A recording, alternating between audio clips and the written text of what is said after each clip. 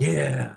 I reject your reality and substitute my own. By going to the next question, it comes from Ganelon, who says, recent card launches have resulted in community reactions that the new Sapphire Reserve is more of a lifestyle card than a travel card without its three times general travel category multiplier, and that the Strata Elite is unclear on what it's trying to appeal to, or who it's trying to appeal to, with a muddle of different perks.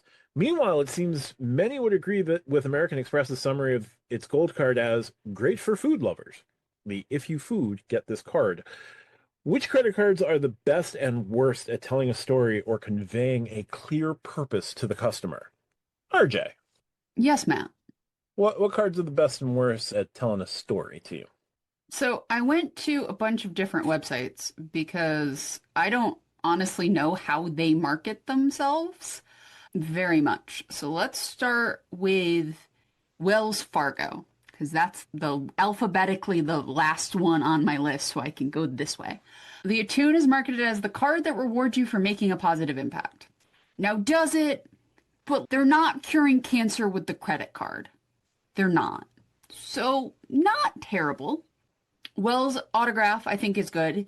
Earn 3x points from many ways to keep your life in motion. I like that one. It's catchy, it's short, does its job. Autograph Journey is unlimited points that go the extra mile. A little too precious for me. I still think the Autograph has the best one of those, but not bad. City doesn't actually have a ton of marketing. They have like bullet points like unlimited cash back for the double cash or earn cash back at Costco and everywhere else you shop. So I'm not going to necessarily grade them just because they're not really telling stories with their cards in that way, and I don't want to be unfair.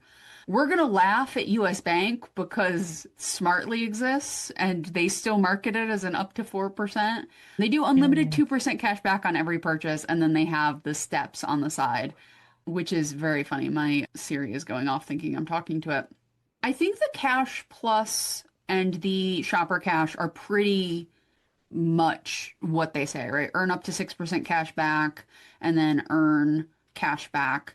So those are pretty good on the tin. They're not catchy, they're not a slogan, but they do what they say. They're cashback cards.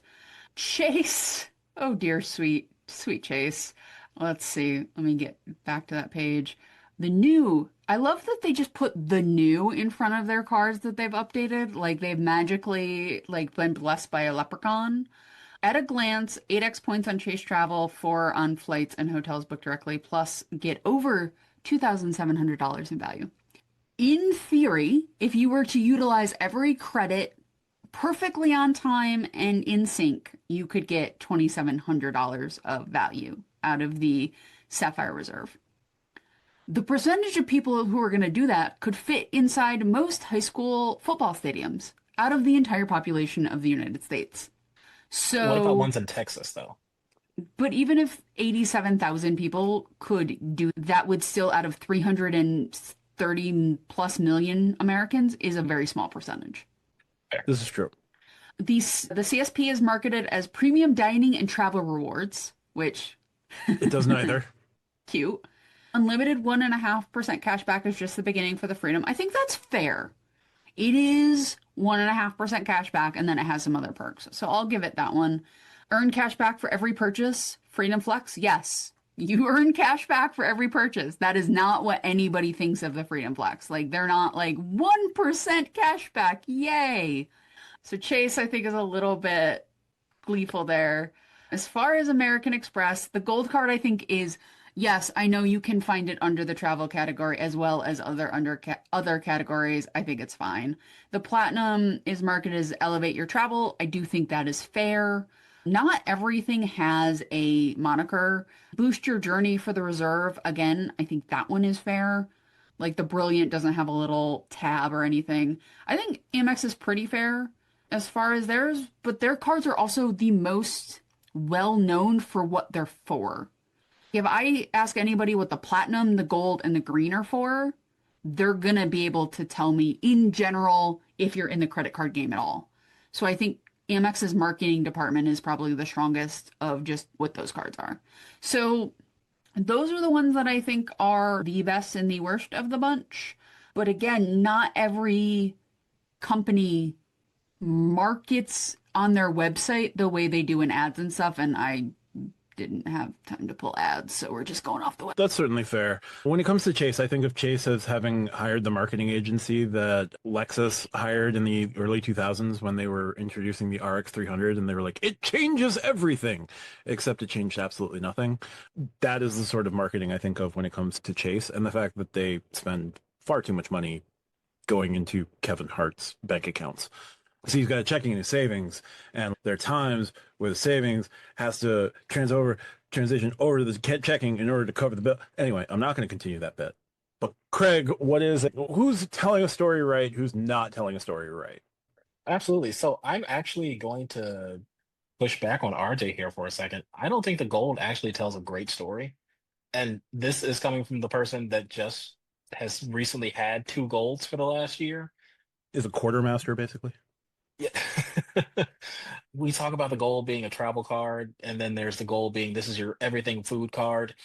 I I don't just think don't. anybody in reality talks as the gold as a travel card. That was my point, is it's not a travel card. And I agree. Okay. Then I misunderstood. I apologize. It's okay. Because even as a travel card, the gold, I can tell you just from having been in like out of the country the last few months, gold is not a great travel card, especially if you're going to be there long term or food card long term. Restaurants, awesome, but I I'm getting 1x on the grocery stores again. Not great. I think one that we're missing are just co-brands in general. There is no mistake. Why am I getting the Hilton Aspire? You are staying at Hilton, right? And I think that we, as a credit card, and this is where we are a fun community because people will say, just get the Surpass and liquidate the credit. Doesn't that defeat the entire purpose of having the Hilton Surpass? Now, the average person would say, oh my God, this is an awesome card.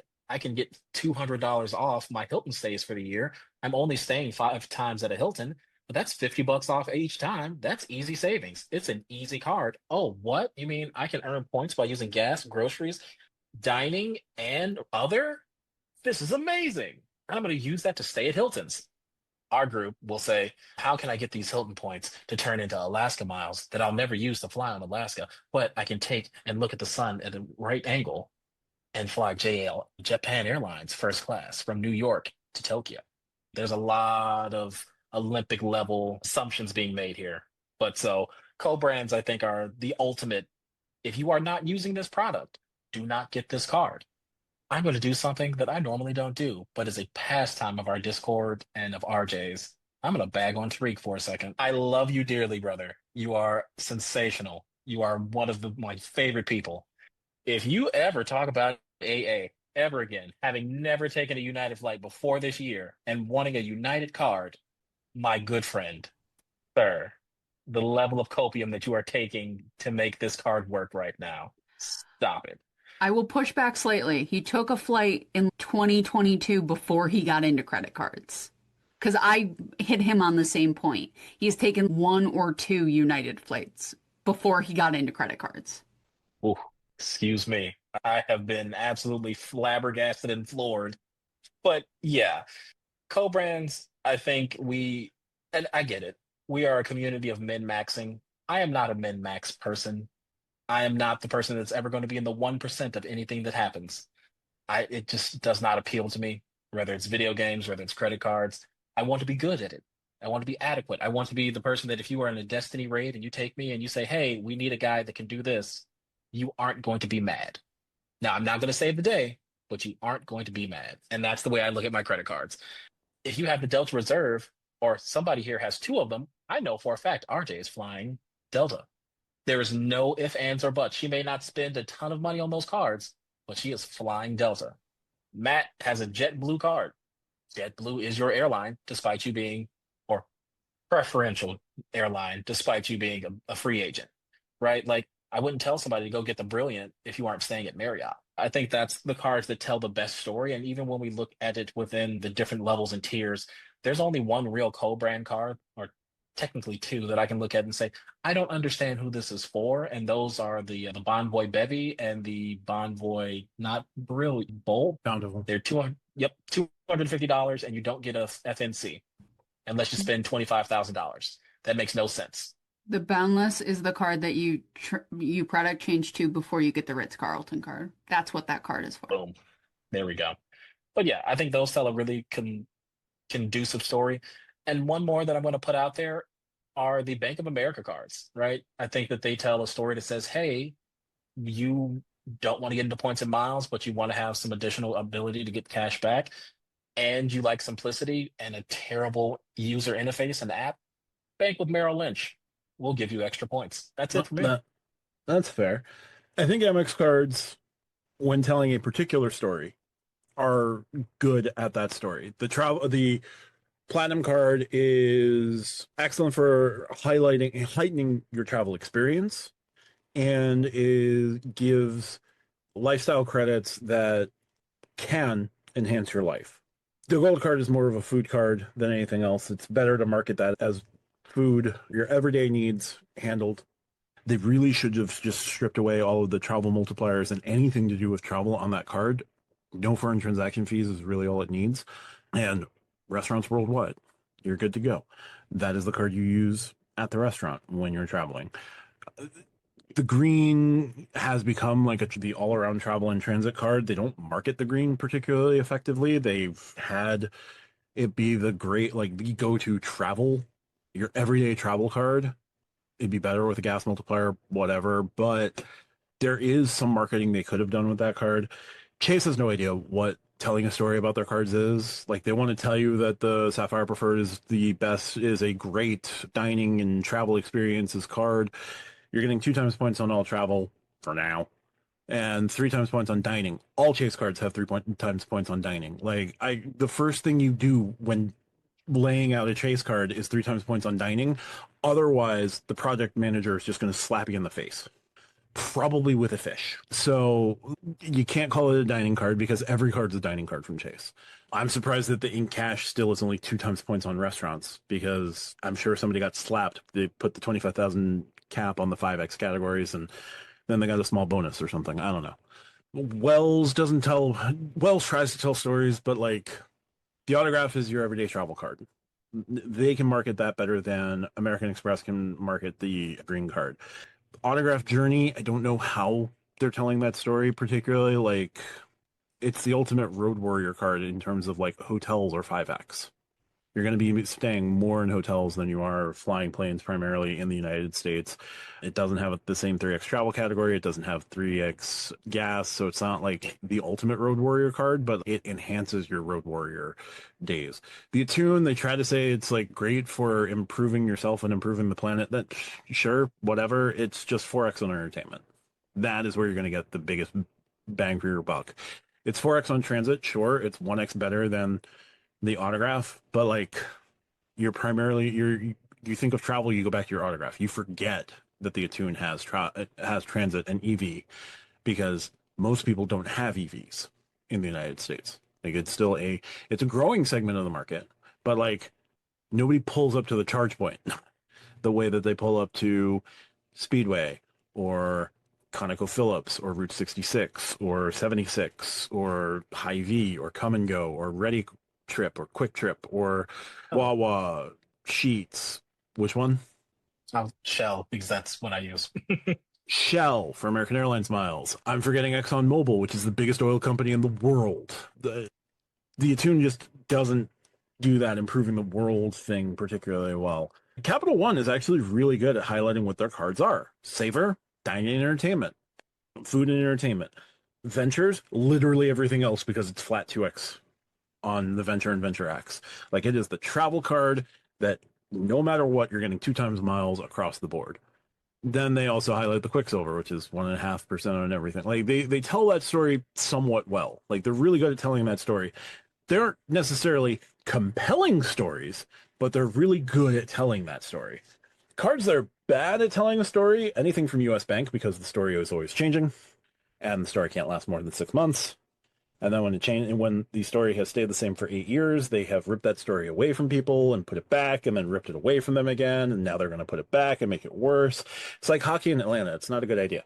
So yeah, they're not particularly interesting. They're not particularly good at telling stories or conveying a clear purpose for their card. The Altitude Reserve used to be really good as the use this with Apple Pay and we will take care of you for all of your travel. And they're going to stop doing that in December. It's not great. I do want to Can't really push think of any back. of some others. I do want to push Sure. back on a little bit. I don't think it's a problem the Gold Card has the ability to use multipliers because they're portal based in the Amex portal. And because they want people to use their portal, and if you like this card, you'll like the platinum, it makes a certain amount of sense. If they were regular travel multipliers, I would understand more of the muddled point. But every Amex card has the ability to get additional 2x, points in the portal. So that one I will push back a little bit because I think it makes sense from a perspective of what Amex is doing with their portal. But overall, I agree with your points. But I've been saving that one since you mentioned the gold card, so I was damn sure going to say it. That's fair, but it would have been a lot more fun and a lot more like put Capital One back in the corner where they belong if that 3X category on the gold card was 3X entertainment. I don't agree, but that's a different topic. That's fair. All right. So thanks, Ganelon, for that one.